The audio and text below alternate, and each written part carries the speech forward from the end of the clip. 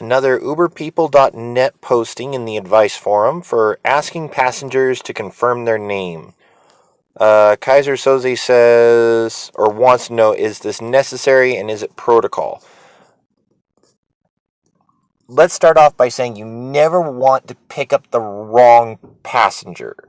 So there are ways of confirming who they are. I mean, if you're in an open road and there's nobody around and their cell phone is out in their hands, yeah, you can pretty much tell that that's the individual 90% of the time. Sometimes there's somebody else standing inside their house, but that's not really what you're asking. If you've got a bunch of people, let's say you're picking up from Disneyland, and there's like 10 people standing around waiting on cell phones trying to figure out, okay, who's their Uber driver? It's more appropriate to ask, who are you looking for? And if they say Uber driver, well, then you ask them, okay, which Uber driver?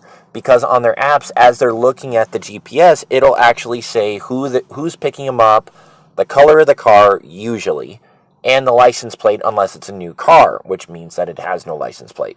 So is it necessary to ask them their name? No, there's multiple ways of going around it. When I pick up at an airport, I may ask the passenger to confirm who their Uber driver is supposed to be by asking them to see their phones really quickly. Just to kind of, hey, are you looking for so-and-so? I'm not sure. Well, can I see your phone really quickly? Yeah, no problem.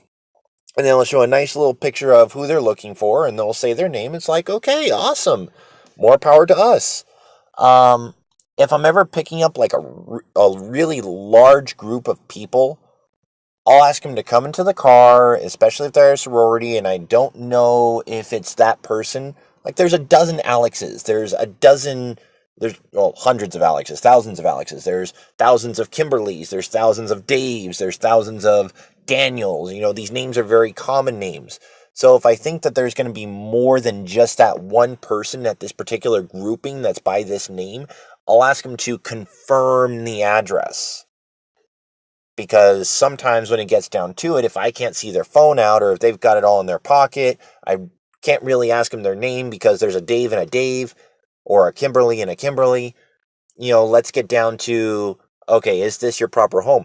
That's happened to me before at UC Riverside where I had to pick up a Kimberly, but there's another Kimberly there. They're both looking for Uber drivers and they're both looking for Uber Alexes.